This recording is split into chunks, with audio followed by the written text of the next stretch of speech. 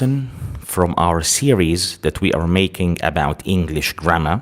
It's this series of grammar that's intended to cover all the different aspects of the grammar of the English language and to address all the topics that students or English learners in general might be interested in.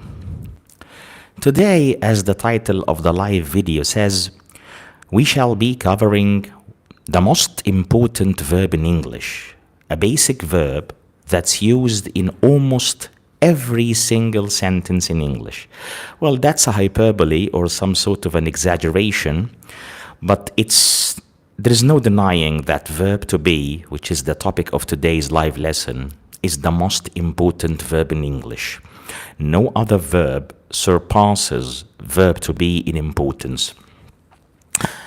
And verb to be is a very special verb because it exhibits various forms. So in English, there are two types of verbs. Let's have a brief introduction before we dive deeper into all the ins and outs of the verb be or verb to be.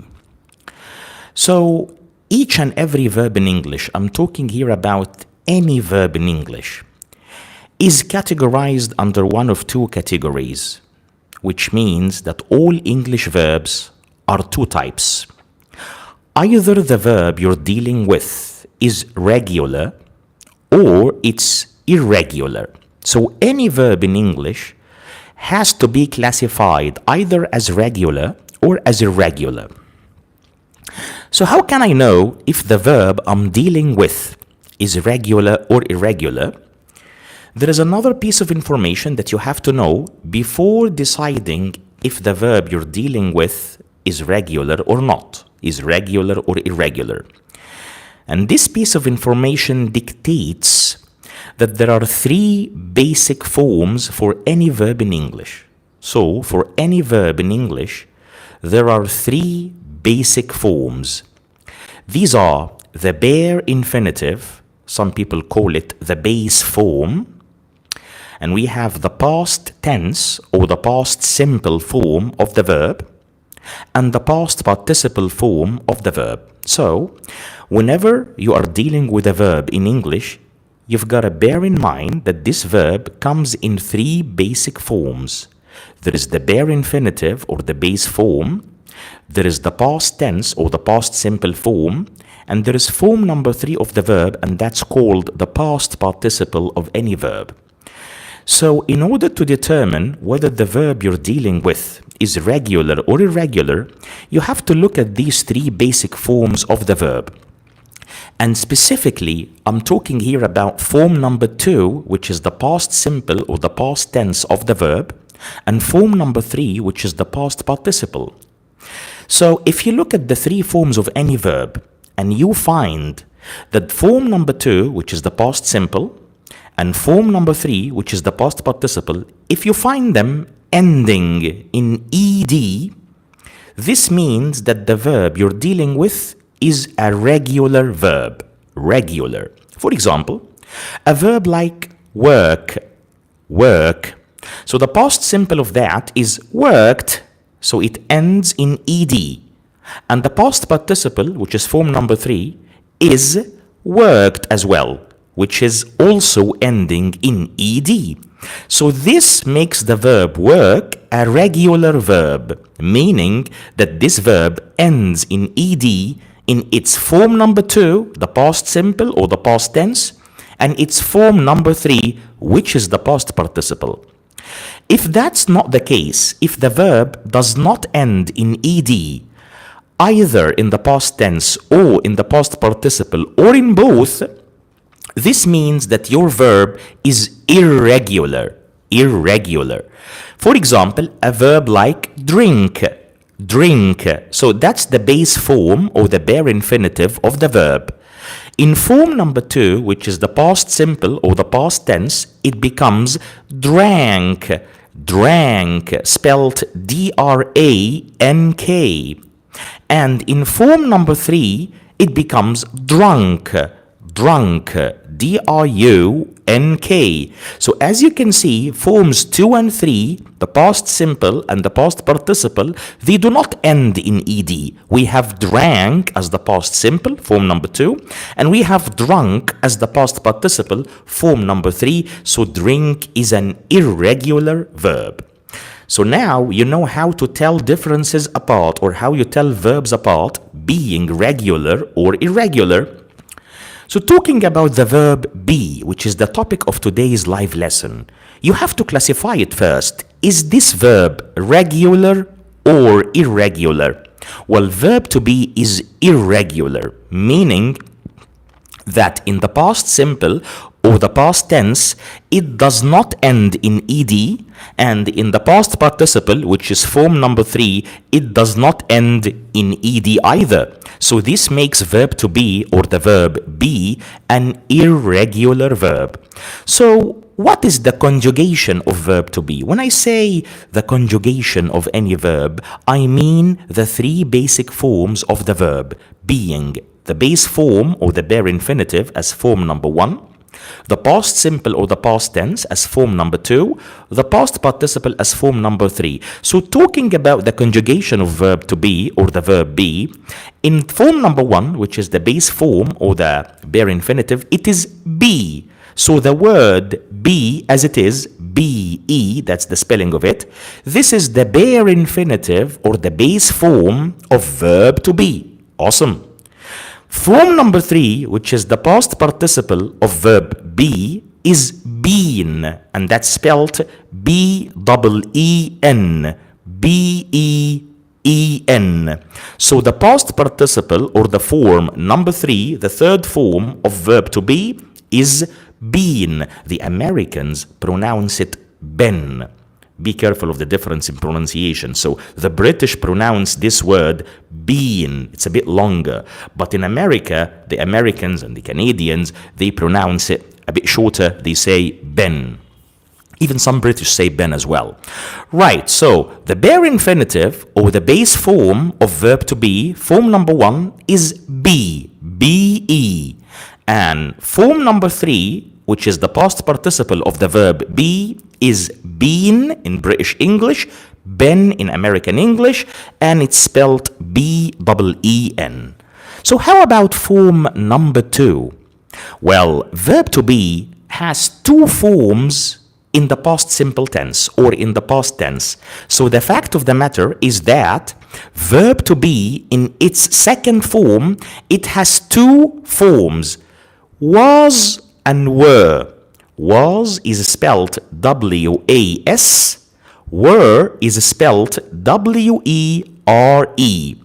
So the question is, which of these two forms should I use? So we said that the verb be has 2 past simple forms or has 2 past tense forms, and these are was and were. So how or which one should I use? Well, this depends on the subject in the sentence. We talked before about the subject in a previous live lesson, and we said that the subject in any sentence is the person or the thing that performs the verb, that takes the verb or does it, okay?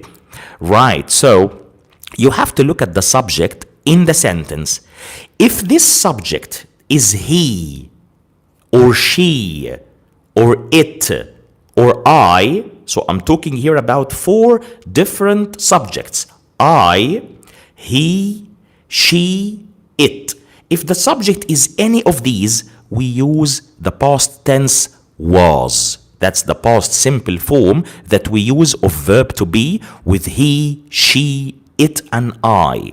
And of course, the same rule applies to any noun that's equivalent to these pronouns. So when I say Adam, that's equivalent to he. When I say Anna, that's equivalent to she. When I say the table, that's equivalent to it. When I say me, my name is Shadi, for example, I can say I or I say Shadi. They're the same thing. So with all these subjects or with all these nouns and pronouns, we use the past simple form of the verb be as was. But if the subject is any of the other pronouns like you, we, and they. Again, we, you, and they. If the subject in the sentence is any of these pronouns or any of the nouns equivalent to them, we use the past simple form were. So were is used with we, you, and they. Was is used with I, he, she, and it. Again, when I say they, it can be they or any noun equivalent to it, like when I say the kids, when I say the employees. When we say we, that's we or any noun equivalent to it. When I say you, that could be you or the students or the listeners or the learners, whatever or whoever I'm talking to. All right? Okay, so the first thing that makes the verb be special is the fact that it has two forms in the past tense or two forms in the past simple, and that's the second form of any verb in English. And these two forms are was for I, he, she, and it, and were for we, you, and they. Awesome. So how can I make the negative of these two past simple forms? It's simple. What you need to do is that you need to attach the word not to verb to be. So instead of saying I was, it becomes I wasn't. Instead of saying she was, it becomes she wasn't. Instead of we were, it becomes we weren't. And instead of they were, it becomes they weren't. When I say weren't, when I say wasn't, we call this in English a short form. The technical name for that is that we name it a contraction. Again, a contraction. What is a contraction? A contraction is a fancy name for the short forms. So what's the contraction for was, not, wasn't? What's the contraction for were, not, weren't? So quite simply, you can use the contraction or the contracted form or the short form by saying wasn't or weren't according to the subject in a sentence, or you can use the full form, so the antonym or the opposite of the short form or the contracted form or the contraction is the full form. So we say instead of wasn't, it becomes two separate complete words. Wasn't becomes was not, and weren't becomes were not. Right, so this is the rule. Let's look at some examples to highlight these two forms for the past simple of verb to be. For example, I can say, last year, Rachel was in Spain. Again, last year, Rachel was in Spain. Rachel is a woman. So when I say that last year Rachel was, that's pretty much perfect because Rachel is a noun that's equivalent to the pronoun she, and she goes with was. So I say last year means that we're talking about the past. So I say last year Rachel was in Spain, rather than saying Rachel were. I cannot say Rachel were because Rachel is she and she goes with was. Another example with were, for example, we can say we were hungry after the journey. We were hungry after the journey. So the subject in this sentence is we, and as I said earlier, we is one of those pronouns that go with the form were. So I cannot say we was hungry after the journey. We must say we were hungry after the journey, and that's because the subject is we, and we is one of those pronouns, one of those personal pronouns or subject pronouns that go with the form were. So how can I make a question? So now we know how to say was or were in an affirmative sentence or in a positive sentence, and also in a negative sentence by saying it wasn't or was not, weren't or were not. Awesome. So how can I make an interrogative sentence out of that? How can I make a question? It's pretty simple. All what you need to do is to place the verb before the subject. And this is the rule in English. In order to convert or to change any sentence into a question, all what you need to do is to place the verb before the subject. So instead of saying the weather was nice, the weather was nice, this is an affirmative sentence, a positive sentence, put the verb before the subject. It becomes, was the weather nice? Was the weather nice? And of course, don't forget to put the question mark at the end of the sentence because it's a question. Instead of saying, you were late this morning, you were late this morning, we say, why were you late this morning? Why were you late this morning? As you can see, we're placing the verb, which is verb to be, we're placing it before the subject. So instead of saying, you were late this morning, you were, the subject before the verb, we say, why were you? So the verb were is put before the subject, which is you. Why were you late this morning? When you begin your question with was or were, this means that this question needs to be answered with either yes or no. So when I say, were you late? Were you late? That's a yes or no question. So you say, yes, I was, or no, I wasn't. Notice the change from were in the question to was in the answer. In the question, it was, were you late? Were you late? Because the subject is you, it goes with were. In the answer, it becomes was, because the subject is I. So you say, yes, I was, or no, I wasn't. Another example. Was Ted at work yesterday? Was Ted at work yesterday? You can either say, yes, he was, or no, he wasn't. Or if you want to use the full form, you can say, no, he was not. So it depends. If you want to use the short form or the contraction, you can say, no, he wasn't. Or in the full form, you say, no, he was not. And in the question, because the subject is Ted, we change it into he in the answer. So, was Ted at work yesterday? Yes, he was. No, he wasn't. Another example with they. I can say, for instance, were Sue and Steve at the party?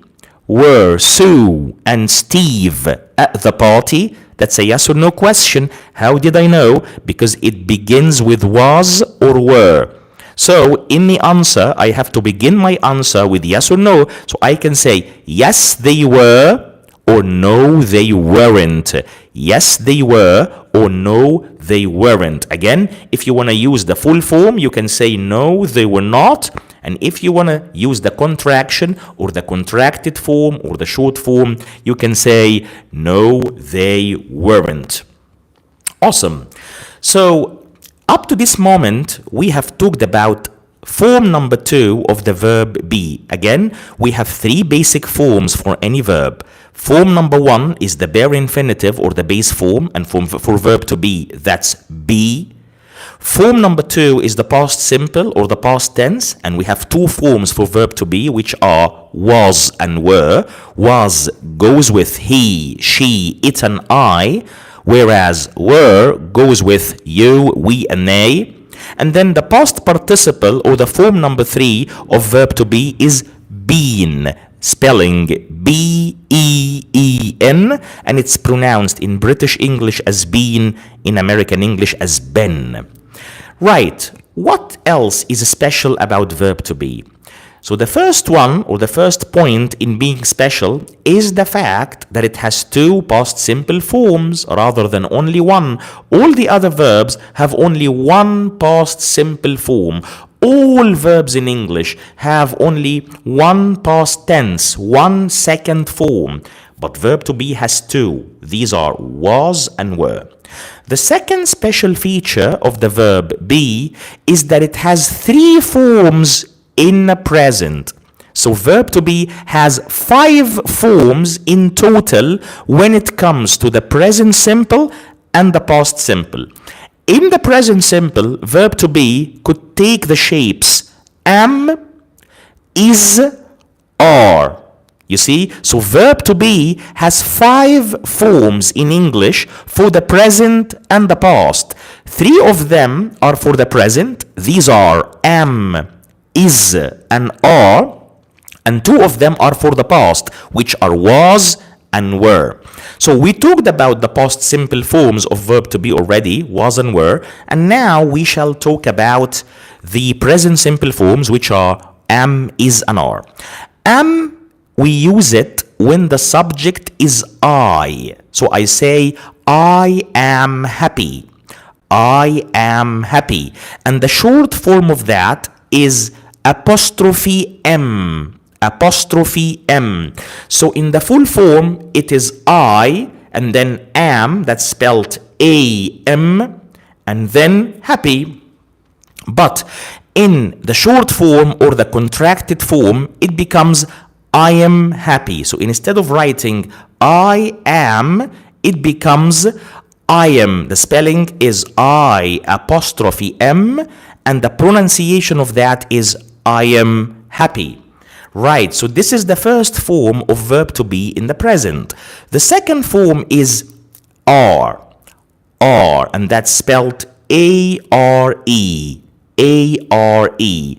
So this form of verb to be in the present simple is used with 3 pronouns. These are they, we, and you. Of course, we can use are with the 3 pronouns or with any other noun that's equivalent to them. So you can say they are, we are, you are. These are the full forms.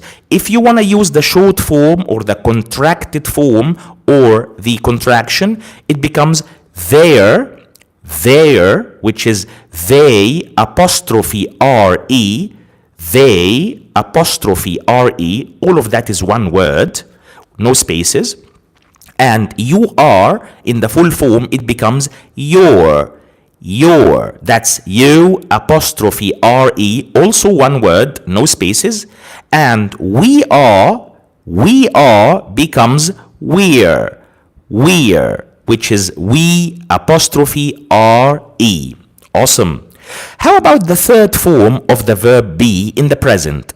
Is, which is spelled I-S. Well, this form is used with the 3 subjects, he, she, and it. So we say he is, she is, it is. That's if you want to use it in the full form. If you want to use the contracted form or the contraction or the short form, it becomes his, that's he apostrophe S, he apostrophe S, that's his, the short form of he is. She's, that's the short form of she is, and that's spelled she apostrophe S. And then it's, that's the short form of it is, the short form or the contraction of it is. It's pronounced it's, and it's spelled I-T apostrophe S. I-T apostrophe S. So these are the positive forms. How about negatives if I want to use verb to be in the present in the negative? Well, for I, it becomes I am not. I am not. That's the contracted form, the short form. I am not. I apostrophe M, that's one word, and then not, N-O-T. For the full form, it's 3 words, I am not. So, short form, I am not. Full form, I am not. Right. How about he is, and she is, and it is, if I want to negate them, if I want to make them negative? You have 2 options here. You can say, he's not, or he isn't. Of course, the full form is fixed. He is not, 3 words. She is not, 3 words. it is not, 3 words. That's normal for the full form. But for the contractions or the short forms, you have 2 options. So you can say he's not or he isn't. You can say she's not or she isn't. You can say it's not or it isn't. So the spelling is his, H-E apostrophe S, not, or he isn't. She's not, S-H-E apostrophe S, not, or she isn't. It's not, I-T apostrophe S, not, or it isn't. Isn't is spelled I-S-N apostrophe T. And all of these are single words. Whenever you have an apostrophe in a word, this means it's a single word. No spaces whatsoever. What about are, which is the third form of verb to be in the present? Also, you have 2 options. You can say they're not or they aren't. They're not or they aren't. You can say you're not, or you aren't. You can say we're not, or you can say we aren't. And of course, the full form is fixed. It's they are not, you are not, we are not. 3 words in all of the cases. So let's take some examples to highlight the usage of verb to be in the present. So we can say, for example, I am tired, but I am not hungry. I am tired, that's a positive or affirmative sentence, but I am not hungry. But I am not hungry. That's a negative sentence or a negative clause. The first one is an affirmative or a positive clause. You can say, Tom isn't interested in politics. Tom isn't interested in politics. That's negative. He's interested in music. He's interested in music. He is. That's verb to be in the present. You can say also, those people aren't English. Those people aren't English, are not English. That's present simple of verb to be. They are Australian. They're Australian. So in this sentence, it's affirmative or positive. They're Australian. Right, so how can I make a question? As we talked about making questions in the past simple cases was and were, let's talk about making questions in the present simple cases of verb to be. It's simple. The same concept, the same notion, the same idea.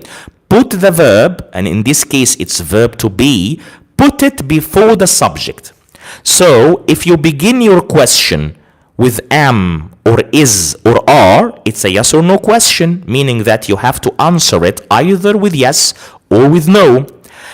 Just the same case as in the past simple, when we began our questions with was and were, we had to answer them with yes and no, because when your question begins with was or were, it's a yes or no question. So let's apply the same rule on the present simple of verb to be. You can say, for example, as examples of yes or no questions, is your mother at home? Is your mother at home? So the normal sentence would be, your mother is at home, subject, your mother, and then the verb is, which is verb to be in the present. But if you want to make a question out of it, revert the 2 places, invert the 2 items, exchange their places. So it becomes, is your mother at home? Is your mother at home? Right, is your mother at home? That's a yes or no question, so you answer it either with yes or no. So you say, yes, she is, no, she is not. Yes, she is, no, she is not. She is not is the full form, or you can use any of the 2 contractions or the 2 short forms by saying, no, she's not, or you can say, no, she isn't. Another example, am I late? Am I late? That's a yes or no question because it begins with the verb am, verb to be in the present. Am I late? We have 2 possible answers here, either yes or no. So you say, yes, you are, or you say, no, you are not. No, you are not. That's the full form. You are not. 3 separate words. If you want to use the contraction, you have 2 options. You can say, no, you're not, or you can say, no, you aren't, you aren't. So when you begin your question with any form of verb to be, these are am, is, are, was, and were, this means that your question is a yes or no question and it needs to be answered either with yes or with no. And you can have verb to be in a question that doesn't begin with the verb. It can begin with any of the WH words like why, what, who, where, when, or even how, which is also categorized as one of the WH words. So you say, for example, where are you from? Where are you from? So the verb are is placed before the subject you, because that's a question. Where are you from? You say, for example, Britain, America, Canada, Australia. Depends where you come from. How old is Joe? How old, that's the WH word. How old is Joe? As you can see, the verb is placed before the subject Joe. You say, for instance, he's 24. That's the short form. Or you can say, he is 24. Right. So let's recapitulate briefly. Let's state briefly what we have said in a concise way. In today's live lesson, we were talking about the different forms of verb to be. We said that verb to be is an irregular verb, and that's because it's past simple or past tense and its past participle, they do not end in ed. A verb is regular whenever the form number 2, the past simple or the past tense, and form number 3, the past participle, end in ed. If they do not, the verb becomes irregular, just like today's verb, which is the verb be. Verb to be is an irregular verb because in the past tense or the past simple or form number 2, it has 2 forms, which are was and were. Was goes with he, she, it, and I. Were goes with we, you, and they. In the present, verb to be has 3 forms, which are am, is, and are. Am goes with the subject I. Is goes with the subjects he, she, and it. And are goes with the subjects you, we, and they. I hope that today's lesson was useful to you. As I said at the beginning of the lesson or at the beginning of the live stream, this is a series about English grammar. So today's lesson was about verb to be, and today was lesson or live lesson 3. Stay tuned for all our upcoming episodes because we will be having live streams usually on a daily basis. So normally I will be able to come live or to go live with you on a daily basis in order to complete our series about grammar.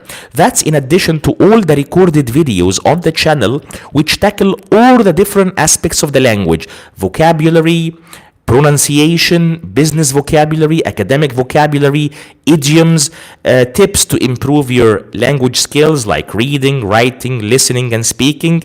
So please subscribe to the channel, like and interact with the content. Leave your comments down in the comments box. I'd be happy to answer them all. And at the end of the live stream for today, I want to thank you very much for your attentive listening, and see you on our next live stream. Have a great day and goodbye.